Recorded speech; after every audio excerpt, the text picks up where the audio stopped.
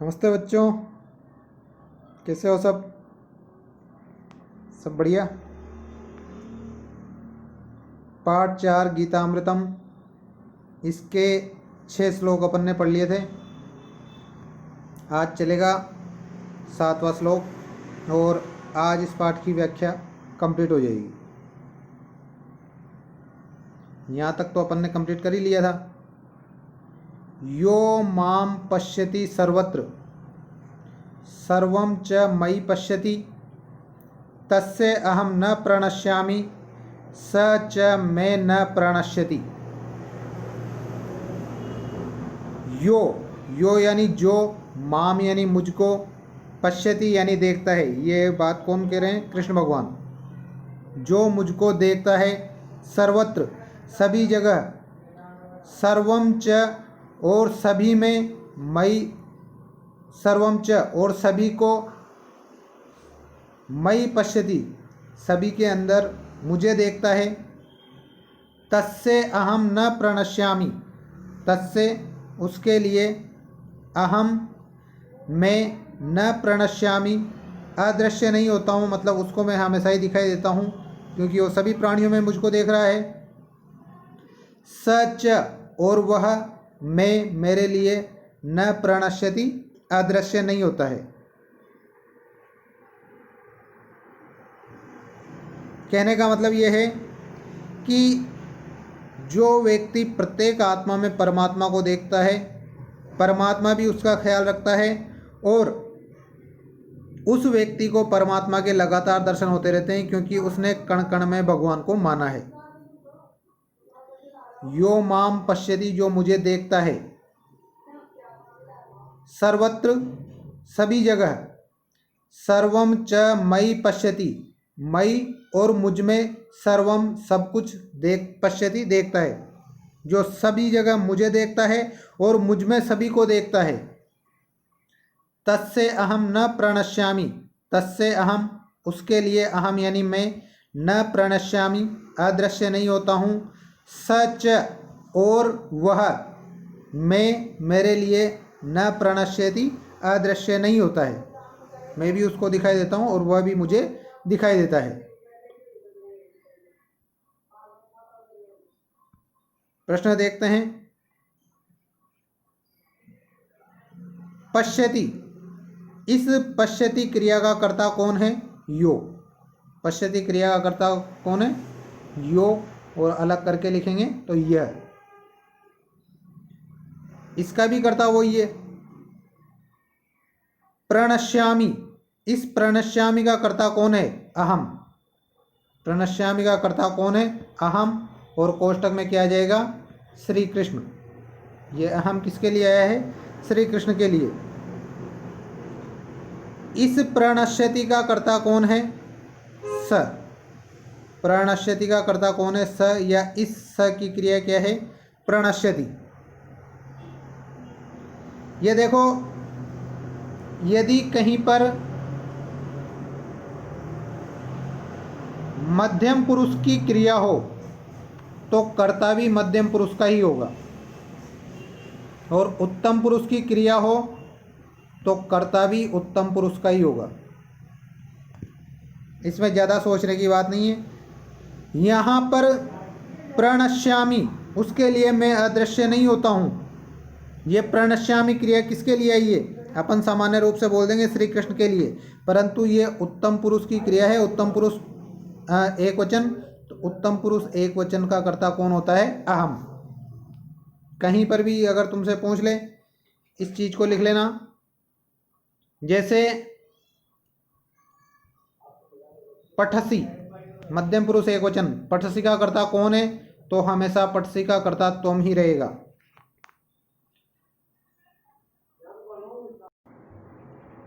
पठतः, इसका कर्ता कौन है? युवाम, हमेशा यही रहेगा। फिर भले ही कोष्टक में ये युवाम किसके लिए आया वो लिख देना। पठत, इसका कर्ता कौन है? हमेशा यूयम ही रहेगा। 3 तो ये। पठामी, इसका कर्ता कौन है? हमेशा अहम ही रहेगा, क्योंकि उत्तम पुरुष। ये केवल मैं यहाँ पर एक क्रिया बता रहा हूँ। कुल मिला के यहाँ पर मेरे कहने का मतलब ये है कि इस रूप की क्रिया, जैसे उत्तम पुरुष एक वचन का कर्ता कौन रहेगा? अहम। पठावह, ये इसको हटा देना, विसर्ग। पठावह, इसका कर्ता आवाम। और पठामह, इसका कर्ता वयम। अब फिर बाद में कोष्टक में लिखना है तुम्हें ये किसके लिए आया है, ये अहम किसके लिए आया है, आयाम किसके लिए आया है, या वयम किसके लिए। जैसे यहाँ पर प्रणश्यामी किसके जैसा है? पठामी के जैसा। तो इसका कर्ता कौन होगा? अहम ही होगा। फिर कोष्टक में लिख देना कि अहम किसके लिए आया है? कृष्ण के लिए। देखिए इसमें से पूछे जाने वाले प्रश्न। भगवान का भक्त सबको किस में देखता है? किस में देखता है? मई यानी मुझ में, यानी कि परमात्मा में। परमात्मा का सप्तमी एकवचन रूप होगा परमात्मनि। किस में देखता है? परमात्मनि में। क्रियापद कर्तापद बता ही दिया है मैंने। और तो क्या है इसमें? तस्याहम, तस्याहम, इसका संधि विच्छेद क्या होगा? तस्य प्लस अहम, दीर्घ संधि। बस, और तो कुछ नहीं है। सर्वत्र इसको देखना चाहो तो देख लेना, आपके काम का नहीं है। सर्व और त्रल प्रत्यय है इसमें। सर्व शब्द, त्रल प्रत्यय। ठीक है, अगला देखते हैं। असंयत आत्मना योगो दुष्प्रापः इति मे मति, वश्यात्मना तु यतता शक्यो अवाप्तुम उपायतः। शब्दार्थ देखते हैं। असंयत आत्मना यानी अनियंत्रित मन वाले के द्वारा, तृतीय विभक्ति है, अनियंत्रित मन वाले के द्वारा या जिसकी आत्मा वश में नहीं है, ऐसे व्यक्ति के द्वारा योगो यानी योग दुष्प्राप्त मुश्किल से प्राप्त होता है। इति में मति, इति ऐसा, में यानी मेरा, मति यानी मानना है। जिसका मन वश में नहीं है उसके लिए योग मुश्किल से प्राप्त होता है, ऐसा मेरा मानना है। वश्यात्मना तु, वश्य आत्मना, और जिसकी आत्मा या मन वश में है उसके द्वारा, तू तो, यतता प्रयत्न पूर्वक, यतता यानी प्रयत्न पूर्वक, शक्यो अवाप्तुम, अवाप्तुम यानी प्राप्त किया, शक्यो यानी जा सकता है, उपायता यानी उपाय से। इस पूरे का मतलब क्या होगा? उपाय से प्राप्त किया जा सकता है।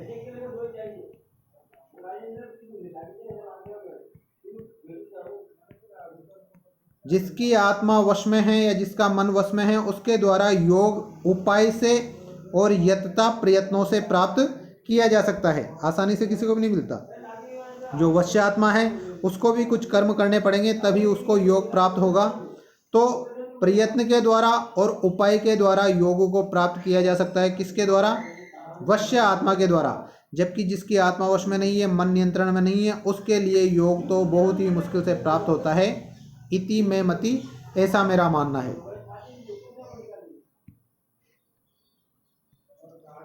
असंयत आत्मना योगो दुष्प्राप इति में मति, असंयत आत्मना जिसका मन वश में नहीं है, नियंत्रण में नहीं है, उसके लिए योग यानी योग दुष्प्राप मुश्किल से प्राप्त होता है। इति में मति, ऐसा मेरा मानना है। वश्यात्मना तू, और जिसका मन वश में है उसके लिए तो उपायतः, उपाय से, यतता और प्रयत्न के द्वारा अवाप्तुम शक्यो, अवाप्तुम शक्यो प्राप्त किया जा सकता है। क्या प्राप्त किया जा सकता है? योग। किसके द्वारा प्राप्त किया जा सकता है? प्रयत्न से और उपाय से। इन दो चीज़ों से योग प्राप्त किया जा सकता है। किसके द्वारा? वश्य आत्मना के द्वारा। और किसके लिए दुष्प्राप्य है? असंयत आत्मना के लिए। देखिए प्रश्न, योगो केन दुष्प्रापः, योगो केन दुष्प्रापः, केन यानी किसके द्वारा दुष्प्राप्य है? इसका उत्तर आएगा असंयत आत्मना के द्वारा। मैं, यह सर्वनाम यहाँ किसके लिए आया है? मैं श्री कृष्ण के लिए, तो श्री कृष्णाय। इसी तरह यहाँ पर देखो अहम, यहाँ पर यह अहम सर्वनाम भी किसके लिए आया है? श्री कृष्ण के लिए, कृष्णाय। ऊपर वाले में 7वें में जो अहम है वह भी श्री कृष्ण के लिए आया है। अगला प्रश्न देखते हैं, यत्न और उपाय के द्वारा योग किसके द्वारा प्राप्त किया जा सकता है? वश्यात्मना, जिसकी आत्मा वश में है उसके द्वारा प्राप्त किया जा सकता है। इसमें भी जो केन आएगा उसकी जगह आपको ये वश्यात्मना लिखना है। केन क्यों आएगा? क्योंकि किसके द्वारा प्राप्त किया जा सकता है। और द्वारा किस में आता है? तृतीय विभक्ति में, तो तृतीय विभक्ति का शब्द हटाना है और उसकी जगह ये शब्द रूप लिखना है।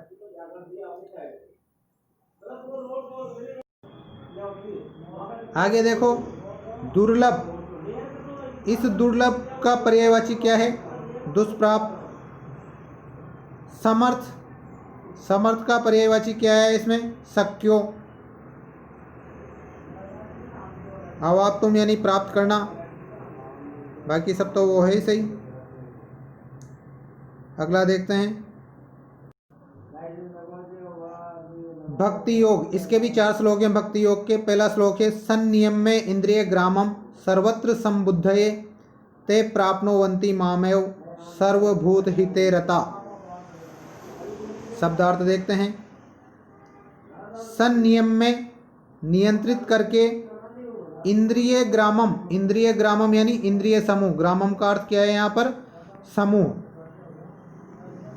इंद्रियों के समूह को नियंत्रित करके, सर्वत्र संबुद्धये, सभी के प्रति समान बुद्धि या समान भाव रख के, ते वे प्राप्नुवन्ति प्राप्त करते हैं, माम एव मुझको ही, सर्वभूत हिते रता, सर्व यानी सभी, भूत यानी प्राणी, यहाँ पर भूत यानी भूत प्रेत नहीं, भूत यानी प्राणी, हिते यानी कल्याण में, और रता यानी लगे हुए, रता यानी लगे हुए। देखो क्या क्या बताया है यहाँ पर कि ते प्राप्नुवन्ति माम एव, ते यानी वे प्राप्नुवन्ति प्राप्त करते हैं, माम एव मुझको ही, मुझको ही कौन प्राप्त करते हैं? जो 3 कंडीशन पूरी करते हैं। कौन कौन सी? संनियम में इंद्रिय ग्रामम, इंद्रियों के समूह को नियंत्रित करते हैं, सर्वत्र संबुद्धये, सभी जगह समान भाव रखते हैं, सर्वभूत हिते रता, और सभी प्राणियों के कल्याण में लगे रहते हैं, ते यानी वे प्राप्नुवन्ति प्राप्त करते हैं, माम एव यानी मुझको ही, वे मुझको ही प्राप्त करते हैं।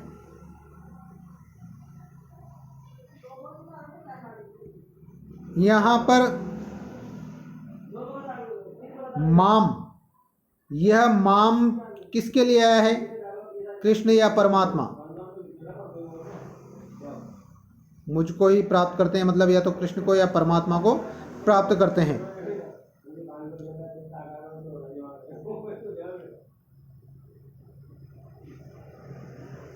संनियम में सम और नी उपसर्ग, यम धातु और लेप प्रत्यय।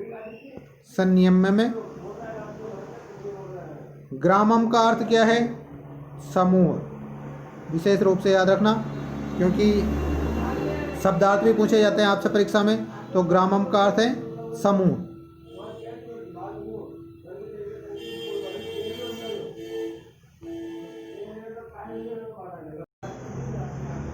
ते, इस ते की क्रिया क्या है? प्राप्नुवन्ति, और प्राप्नुवन्ति का कर्ता क्या है? ते। अगला प्रश्न है, ये ते सर्वनाम किस संज्ञा के लिए आया है? ते सर्वनाम किस संज्ञा के लिए आया है? तो संबुद्धेय के लिए। ते शब्द किसके लिए आया है? संबुद्धेय यानी समान भाव वाले व्यक्ति के लिए। माम एव, माम प्लस एव संधि नहीं है, संयोग है।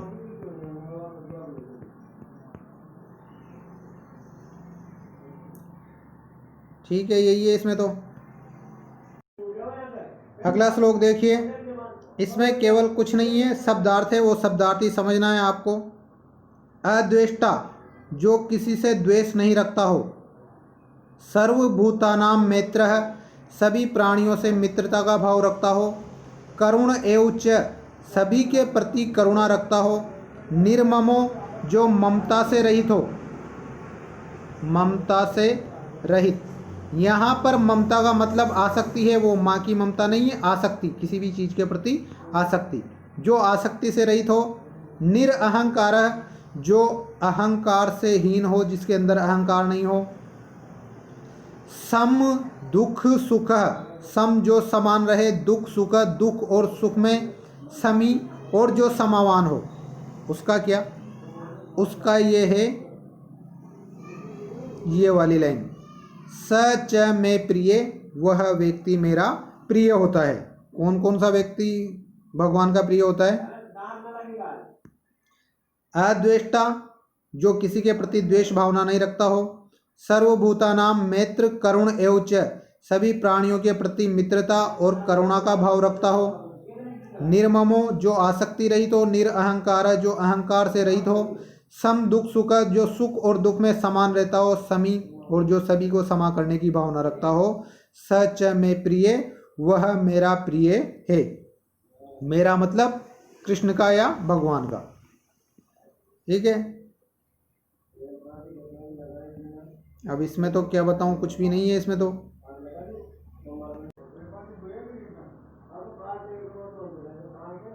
अद्वेष्टा, न प्लस द्वेष्टा, कौन सा? नए तत्पुरुष समास। सर्वभूतानाम, इसमें विशेषण विशेष से बताना है, तो विशेषण तो है सर्व और विशेष्य है भूतानाम।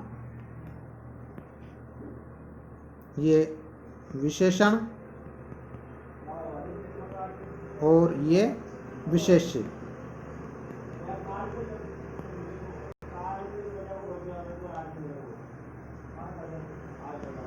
इसके बाद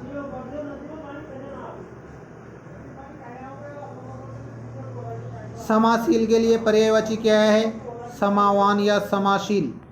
इसके लिए पर्यायवाची क्या आया है? समी। निर्ममो, इस शब्द का अर्थ यहाँ पर क्या है?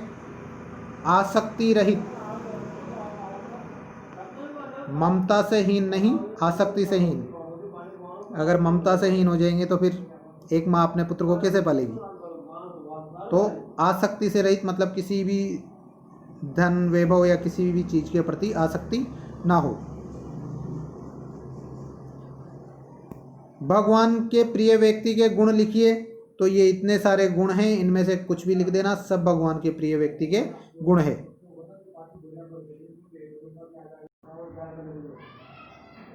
यस्मान्नो द्विजते लोको लोकान्नो द्विजते च यह, हर्ष अमर्ष भयो उद्वेग मुक्तो यह स च में प्रिय। शब्दार्थ देखते हैं। यस्मान्नो द्विजते, यस्मात् न उद्विजते, अलग अलग टुकड़े करेंगे तो यस्मात् न उद्विजते।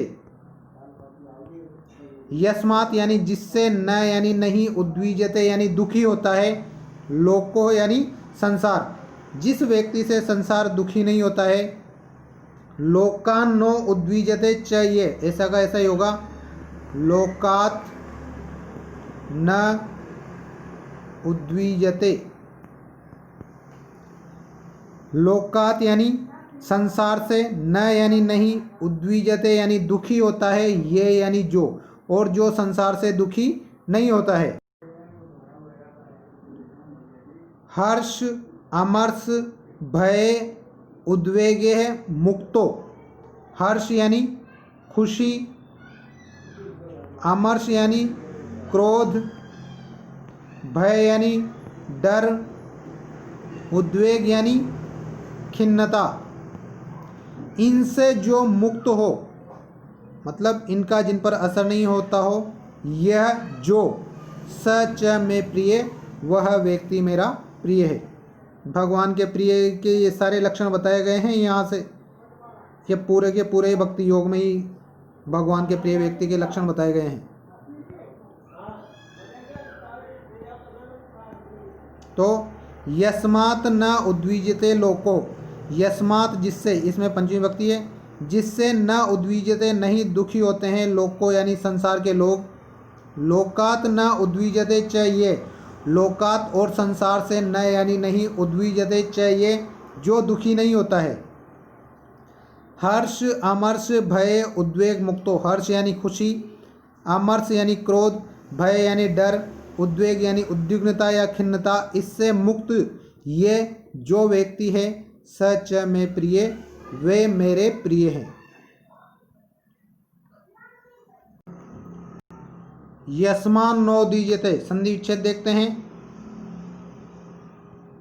यस्मात् प्लस न प्लस उद्विजते, यस्मात् प्लस न, यहाँ पर होगी अनुनासिक संधि, और न प्लस उद्विजते यहाँ पर होगी गुण संधि। लोकात न उद्विजते, यहाँ पर भी ऐसी बात है। हर्ष अमर्ष, हर्ष प्लस अमर्ष दीर्घ संधि।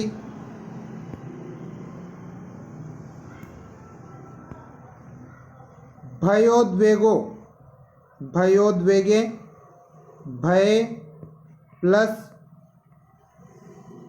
उद्वेगे, यहाँ पर अ उ हो के और हो रहा है, तो यहाँ पर भी गुण संधि। प्रश्न बना के देखते हैं कुछ। भगवान के प्रिय व्यक्ति किन किन चीज़ों से मुक्त होते हैं? तो हर्ष अमर्ष भय और उद्वेग, इन चीज़ों से मुक्त होते हैं।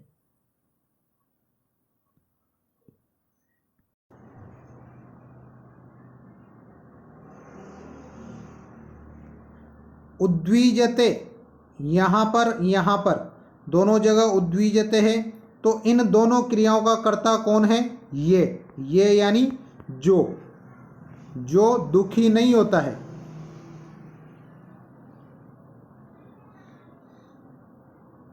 बस, और तो क्या है इसमें। मैं, यह मैं शब्द किसके लिए आया है? श्री कृष्ण के लिए, यानी कृष्णाय, चतुर्थी विभक्ति, श्री कृष्ण के लिए।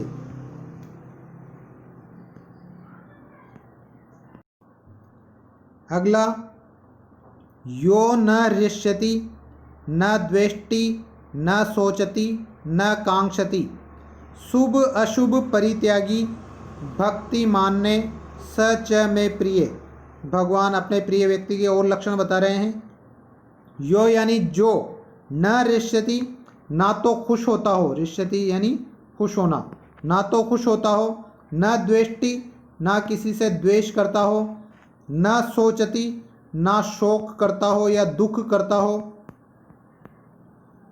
न कांक्षति यानी इच्छा करता हो, कांक्षति यानी इच्छा करना, ना इच्छा करता हो, किसी भी चीज़ की इच्छा नहीं करता हो, मतलब महत्वाकांक्षी नहीं हो, किसी चीज़ की अभिलाषा नहीं हो, संतोषी व्यक्ति हो। शुभ अशुभ परित्यागी, सभी प्रकार के शुभ और अशुभ कर्मों के फल का त्याग करने वाला, भक्ति मानने और भक्ति को मानने वाला या भक्ति करने वाला व्यक्ति, स में प्रिय, वह मेरा प्रिय होता है।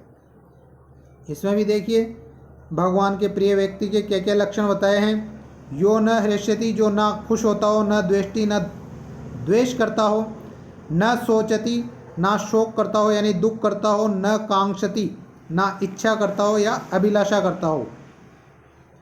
शुभ अशुभ परित्यागी, सभी प्रकार के शुभ और अशुभ कर्मों का परित्याग करने वाला हो, भक्ति मानने, जो भक्ति से युक्त हो, स में प्रिय, वह व्यक्ति मेरा प्रिय है। देखिए, शुभ अशुभ परित्यागी भक्तिमान ने कस्य प्रिय अस्ति, कस्य प्रिय अस्ति, तो मैं प्रिय, और मैं किसके लिए आया है, कृष्ण के लिए, यानी कृष्णस्य प्रिय। और तो कुछ नहीं है, सभी तरह के प्रश्न मैंने बता दिए हैं।